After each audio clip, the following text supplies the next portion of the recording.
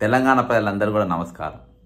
ఈరోజు తెలంగాణ ముఖ్యమంత్రి రేవంత్ రెడ్డి గారు ఏం తెలియకుండా అనుభవం లేకుండా ఆయనకున్న అనుభవం వల్ల ఎట్లా డబ్బులు సంపాదించాలి, ఎవరిని బ్లాక్మెయిల్ చేయాలి, ఎట్లా బెదిరియాలి, ఎవరి మీద కుట్రలు చేయాలి, ఎవరి మీద కుతంత్రాలు చేయాలి, ఎవరిని క్యారెక్టర్ అసాసినేషన్ చేయాలి, ఎవరిని ఒక వర్గానికి దూరం చేయాలి, తెల్లాలేస్తే ఈ కుళ్ళు కుతంత్రాలతోని ఆయన పదవిని కాపాడుకునే పని మీద రేవంత్ రెడ్డి గారు ఉంటారు. కానీ ఈరోజు 42% బీసీ బిల్ అని ఒక కుట్రతోని పెట్టిండు.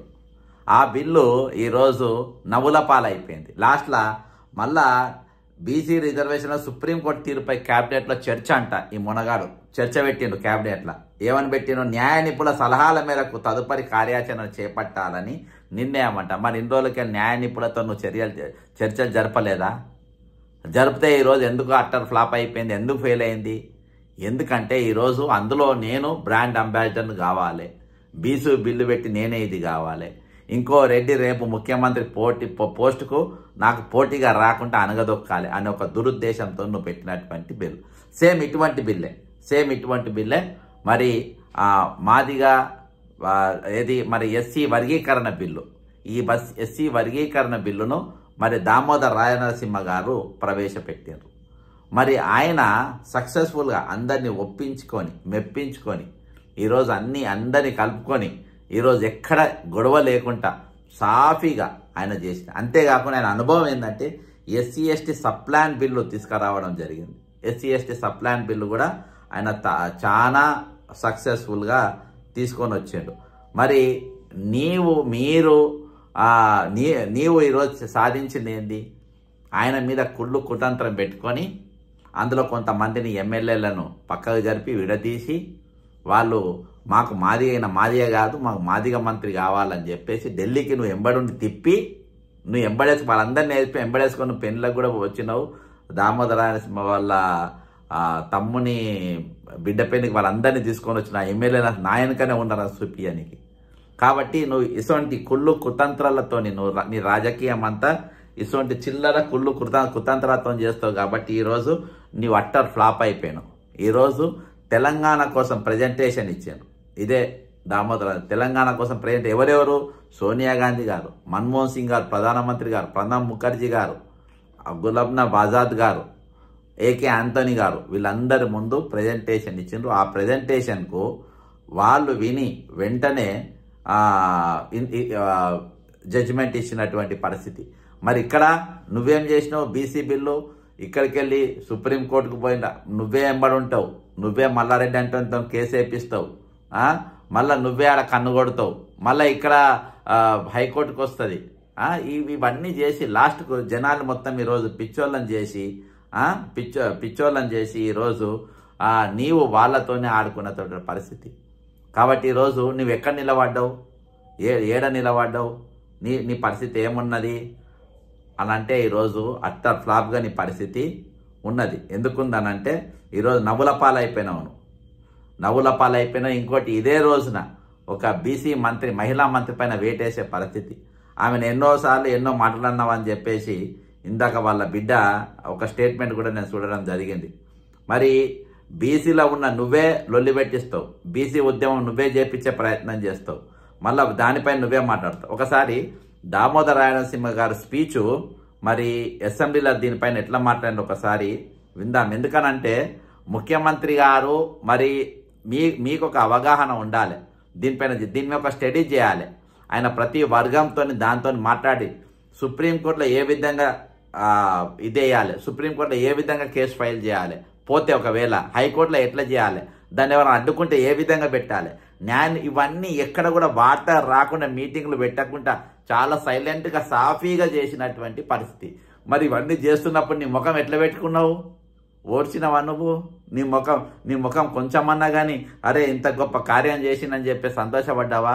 అమ్మో నాకు ఇక పోటీ వస్తాడు కావచ్చు, నాకు ఒక పోటీ వస్తాడు కావచ్చు. ఇక ఆయన జనరల్గా తెలంగాణ అనేది అందరికి సంబంధించిన బిల్లు మీద కూడా ఆయన చాలా సీరియస్గా చదివి సీరియస్గా ప్రిపేర్ అయిపోయి ఆయన February 4th as a day of social justice and corruption. On the floor of the House, Honorable Chief Minister has announced February 4th as Social Justice Day. ఎందుకంటే ఆ రోజే బీసీ కులగణకు సంబంధించి వర్గీకరణకు సంబంధించి అంశాల నీడ ప్రస్తావించి ఆ రోజు జరిగింది అధ్యక్ష. అదే రకంగా అధ్యక్ష, రాజకీయాలలో సుదీర్ఘ చరిత్ర ఉన్న Congress party it always stood for social justice. కొన్ని ఉదాహరణలు చెప్తాను మీకు. 1955 సివిల్ రైట్స్ యాక్టే కానీ, 1989 ఎస్సీ ఎస్టీ ప్రివెన్షన్ అట్రాసిటీస్ యాక్టే కానీ, ల్యాండ్ రిఫార్మ్సే కానీ, ల్యాండ్ సీలింగ్ యాక్టే కానీ, రైట్ టు ఎడ్యుకేషనే కానీ, సబ్ ప్లానే కానీ, చివరగా తెలంగాణ కూడా అధ్యక్ష. ఆ తర్వాత మళ్ళీ ఒక హిస్టారిక్ నిర్ణయము కాంగ్రెస్ ప్రభుత్వం తీసుకున్నదంటే కేటగరైజేషన్ అధ్యక్ష, వర్గీకరణ అధ్యక్ష.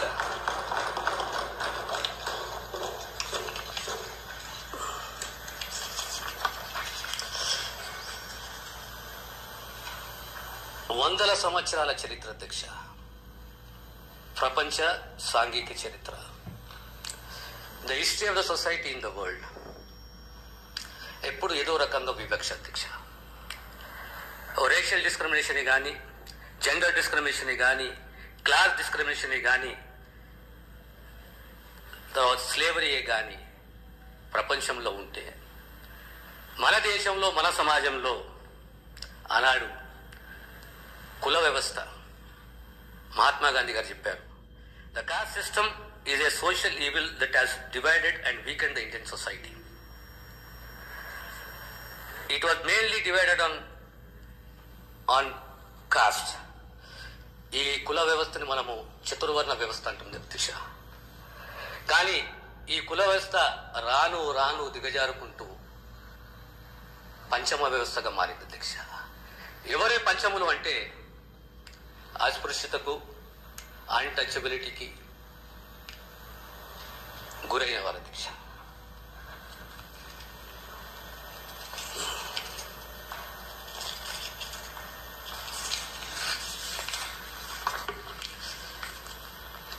వాళ్ళ వృత్తులేంటి?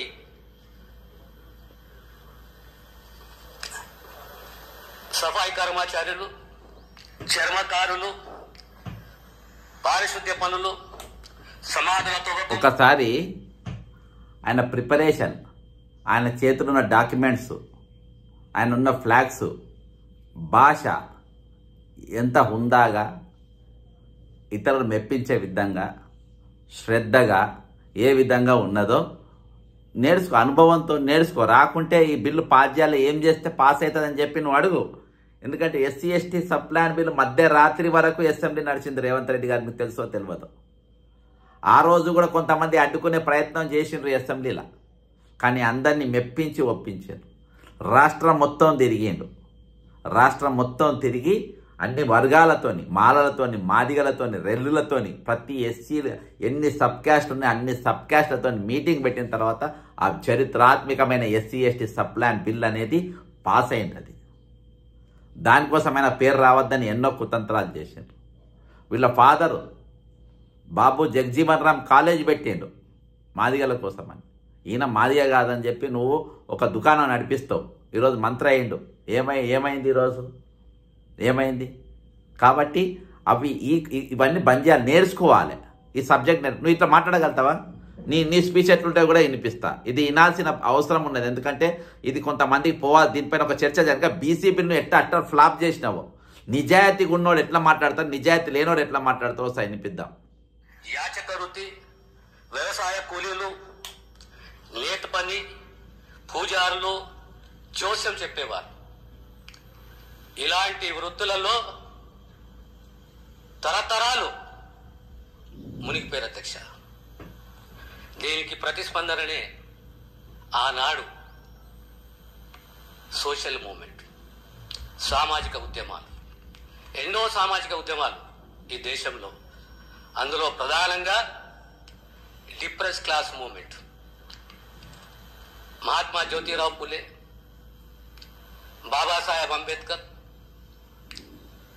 ఈ డిప్రెస్ క్లాస్ మూవ్మెంట్ యొక్క ముఖ్య ఉద్దేశము సమానత్వము, ఆత్మగౌరవము, సమాజంలో మా హక్కు, మా గుర్తింపు మాకు రావాలని చెప్పేసి.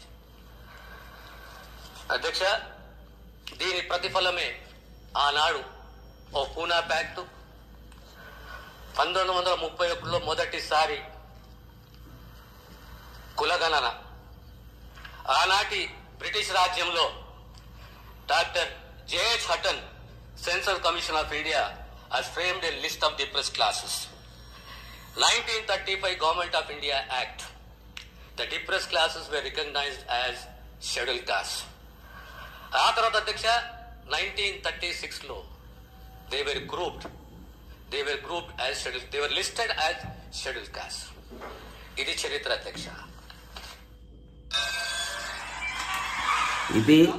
ఇది ఒక పద్ధతి ప్రకారము ఒక్కొక్క సబ్జెక్ట్ మీద అసలు కులాలు ఎట్లా వచ్చినాయి, ఏ కులము ఎట్లా, షెడ్యూల్ కాస్ట్ ఎట్లా వచ్చిందో దీని మీద దీనిలో వృత్తి ఉండే ప్రతిదీ అంశం కుల ఘనంగా ఈరోజు చెప్పే పరిస్థితి. అది ప్రతిదీ కూడా ఈరోజు కౌంట్ అవుతుంది.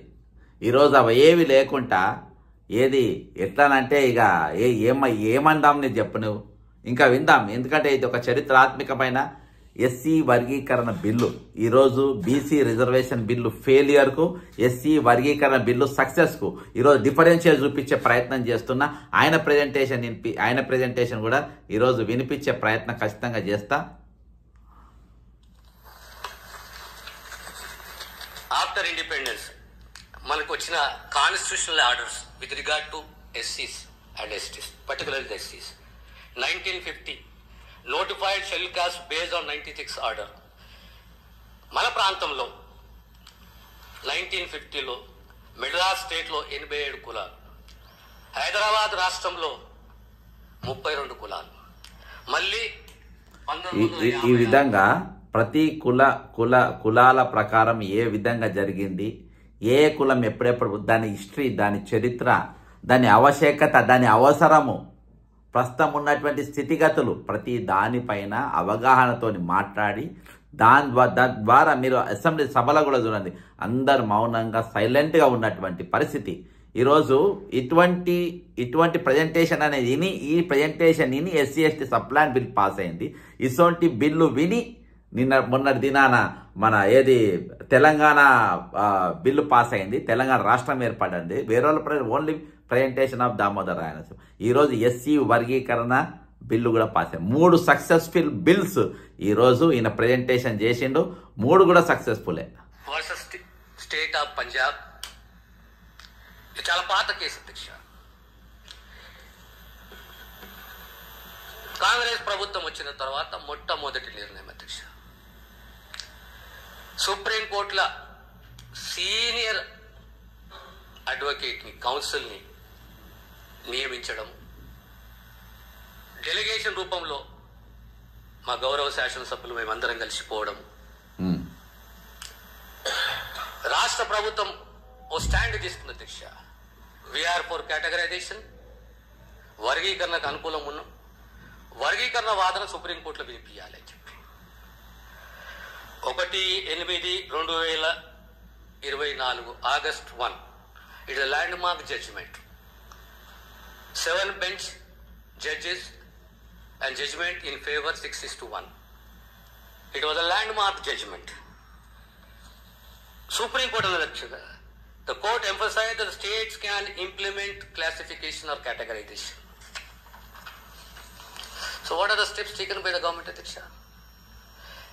ముఖ్యమంత్రి గారు రేవంత్ రెడ్డి గారు ఇమీడియట్గా ఓ సబ్ కమిటీని వేయడము, ఉత్తమ్ కుమార్ రెడ్డి గారి అధ్యక్షన, గౌరవ మంత్రులు, నేను కో చైర్మన్గా, ఈ సబ్ కమిటీ 4-5 సిట్టింగ్స్ తర్వాత సిఫారసు చేసింది అధ్యక్ష. The one man dedicated commission should be appointed. 10వ తేదీ అక్టోబర్లో one man commission was appointed, headed by retired Justice Shamim Akhtar. February 3, the committee submitted the report. February 9, next day, within 24 hours, the cabinet approved, the papers were laid on the floor of the house. The entire process. ఇది నీట్గా ఒక లెక్క ప్రకారం, ఒక పద్ధతి ప్రకారం చేసి, అంతేకాకుండా ఎవరెవరు కోర్టులలో కేసులు వేసినా వాటిపైన కూడా ఈరోజు సక్సెస్ఫుల్గా అవన్నీ బయటపడి ఈరోజు చాలా హుందాగా ఈ బిల్లు పాస్ అయిన పరిస్థితి అసెంబ్లీలో. నువ్వు అసెంబ్లీలో పాస్ చేసి ఇక నీ భాష ఎట్లుంటుందో చూద్దాం. ఇక నీ భాష కూడా మరి వినాలి కదా తెలంగాణ ప్రజలు. నీ భాష అంటే ఒక ముఖ్యమంత్రి, ఒక పరిణితి చెందిన ముఖ్యమంత్రి స్థానంలో ఉన్న వ్యక్తి యొక్క భాష కానీ ఆయన లాంగ్వేజ్ కానీ ఏ విధంగా ఉన్నదో ఒకసారి వినండి. ఇది విందాం. ఈ సన్నాసి రండా అలాగే ఎర్ర గాల్చి పిర్రల మీద వాతలు పెడతావు మీరు ఒక్కసారి చెప్పండి. నీ మొట్టి మీద డ్రాయర్ కూడా ఉండదు పీకడం మొదలు పెడితే బిడ్డ నడి బజార్లో ఉరి తీయాలన్నా 100 మీటర్ల గోట్లు తీసి పాతి పెట్టాలన్నా ఒక్కనొక్కని పండబెట్టి తొక్కి పేగులు తీసి మెడలేసుకొని ఊరేగుతాం బిడ్డ. లోపల నా కొడుకులు ఛానళ్ళు ఉన్నాయి కదా అని అడ్డగోలు చేస్తే చూసుకుంటూ అంటారు. పండబెట్టి తొక్కి పేగులు తీస్తే గాడిద కొడుకులు నొక్కనొక్కని అట్లాంటి లప్పుడు నా కొడుకులకు నేను సమాధానం చెప్పను. తన అమ్మ మొగుని ఇంట్లోనే అన్ని తెచ్చి చూపించుకోమని చెప్పు టీవీలో వేసుకో, నాకేం అభ్యంతరం లేదు. ఓ సన్నాసోడా, సోయలేనుడా, చవట, పెద్దమ్మ, తిప్పుమల్లోడా, దివాళగా మీద కాలు పెట్టి తొక్కకపోతే గుండు కొట్టించుకుంటే నా కొడుకలారా రాండి. అట్లనే తెలంగాణ ప్రజలు అడవి పందులకి అయ్యో అరే సన్నాసోడా. ఇది ఈయన భాష, ఇది ఒక ముఖ్యమంత్రి భాష, ఇది ఈయన నైజం. ఇక ఈయన బ్యాక్గ్రౌండ్ ఈయన బ్యాక్గ్రౌండ్ ఏమన్నా నీతి ఆయోగ్ లో పాల్గొన్నప్పుడు ప్రధానమంత్రి గారితో మధ్యాహ్నం భోజన వేదిక మీద కూర్చున్నప్పుడు వారు చంద్రబాబు నాయుడు గారిని చూపించి అట్కే సాతి ఇద్దరే అని అంటే నేను చెప్పా, నేను స్కూల్ మీ దగ్గర చదువుకున్నా, కాలేజ్ దగ్గర చదువుకున్నా, ఇప్పుడు ఉద్యోగం రాహుల్ గాంధీ గారి దగ్గర చేస్తున్నా. ఇట్లుంటది నా భాష, ఒక ముఖ్యమంత్రి అయి ఉన్న భాష. ఇంకా ఈ విధంగా ఈయన లాంగ్వేజ్, ఈ విధంగా ఈయన పద్ధతి, ఈ విధంగా ఈయన స్టైల్ ఉంటుంది. ఇసోంటి వ్యక్తి ఈరోజు తెలంగాణ రాష్ట్ర ముఖ్యమంత్రి, ఇసోంటి వ్యక్తుల చేతులల్లా బిల్లులు పాస్ అవుతాయా? పాస్ అయినా కానీ ఏ విధంగా పాస్ అయినా నిలబడతాయా అవి అసెంబ్లీలల్లా? చిత్తశుద్ధి ఉంటుందా? కాబట్టి ఈరోజు చిత్తశుద్ధి లేకుండా ఈరోజు బీసీల జీవితాలతో ఆడుకునేటట్టుగా ఈయన వ్యవహారం ఉన్నది. కాబట్టి ఒరిజినాలిటీ ఈయన తీర్పులు చెప్తాడు. ఈయన ఎవరేంది, ఎవరు చక్కదనం. ఈరోజు సుప్రీంకోర్టులో కేసు వేసిండు. ఏంది, నేను చాలా బుద్ధిమంతుని, చాలా మంచోని, నా మీద కేసు కొట్టేయాలని చెప్పిండు. ఇగోసారి చూడండి, ఇలా నోట్ల కట్టెలతో దొరికిండు దొంగ, నోట్ల కట్టెలతో దొరికింది. అలా కూసుండు సుప్రీంకోర్టులో పిటిషన్ వేసిండు. నాది ఏం లేదు. కోర్టులో కేసు విచారణ వేగం పుంజుకుంది. ఇప్పటికే రోజువారీ విచారణ చేపట్టిన ACB court Revanth Reddy, Stephenson call list రిపోర్టులను పరిశీలించనుంది. ఇందులో భాగంగా సర్వీస్ ప్రొవైడర్ల వాంగ్మూలాన్ని రికార్డు చేసింది. ఇప్పటికే పలువురు నిందితులు, సాక్షుల వాంగ్మూలాలను కూడా నమోదు చేసుకున్న ఏసీబీ కోర్టు తదుపరి విచారణను ఈ నెల 29. ఈయన దొంగ రెడ్డి అని దొరికిన దొంగ. ఈయన కథలు చెప్తారు, వాళ్ళు మంచోళ్ళు కాదు, వీళ్ళు మంచోళ్ళు కాదు, నేనే శుద్ధ పూసను, నా అంత మంచోళ్ళు లేదని. ఒక దొంగ ఈరోజు రాష్ట్రాన్ని పాలిస్తుండు, ఒక కుట్రదారు రాష్ట్రాన్ని పాలిస్తుండు. అసలు కుట్రదారు ఉన్న ఏదైనా బిల్లు పెడితే ఈరోజు 42% అని చెప్పి తీసుకొని వస్తే ఈరోజు అట్టర్ ఫ్లాప్ ఫెయిల్ అయిపోయిన పరిస్థితి. ఈరోజు బీసీలను నవ్వులపాలు చేసినటువంటి పరిస్థితి. ఇంకా క్యాబినెట్లో న్యాయ నిపుణులతో చర్చిస్తారంట, గాడిది గుడ్డు చర్చిస్తారు. కాబట్టి ఈయనతో చేత కాదు, పాలన చేత కాదు, ఏమైనా కుట్రలు. ఈరోజు కొండ సురేఖని ఏ విధంగా దింపాలి, ఈరోజు ఎస్సీల గ్రూపులలో మాదిగలలో కూడా చీలిక తీసుకొని వచ్చి ఎట్లా దామోదర నరసింహ వెంబడి ఎట్లా నడవాలి, ఇది ఎట్లా నిన్న నలుగురు నువ్వు వీళ్ళని తీలుస్తే ఆయన ఇది పోతుందా, ఏది పోతుంది? నిన్నటి దినాన ఏది మన 4-5 రెడ్డి ఎమ్మెల్యేలా ఆయన వెంబడి కలిసిపోయి అందరు కలిసి కలుసుకున్న పరిస్థితి నిన్న ఎవరిని కరిగే కానీ. కాబట్టి టాలెంట్ ఉన్నవారు టాలెంటే ఉంటుంది, సబ్జెక్ట్ ఉన్న సబ్జెక్ట్ ఉంటుంది, కమిట్మెంట్ ఉంటే కమిట్మెంట్ ఉంటుంది. దొంగకి ఎప్పుడు ఎక్కడ దొంగతనం చేయాలి, ఏం ఎత్తుకపోవాలి, పాత చెప్పులు ఇప్పించుకో, కొత్త చెప్పులు ఎత్తుకపోవాలి, ఇవే ఆలోచనలు ఉంటాయి. ఇప్పుడు చూపించినా కదా వీడియో, ఇంకో ఇది నీ చరిత్ర. కాబట్టి ఈరోజు బీసీ 42% విషయంలో అట్టర్ ఫ్లాప్ అయిన రేవంత్ రెడ్డి, మీరు ఎస్సీ ఎస్టీ సప్లాన్ బిల్లే కానీ, తెలంగాణ ప్రజెంటేషనే కానీ, మొన్న ఎస్సీ వర్గీకరణ బిల్లే కానీ 3 కూడా సక్సెస్ఫుల్గా పాస్ చేయించిన చరిత్ర దామోదర నరసింహ గారు. కాబట్టి నాయకత్వం అంటే ఏ విధంగా ఉండాలి తెలియకుంటే నేర్చుకో. జై తెలంగాణ, అమరవీరులకు జోహార్లు.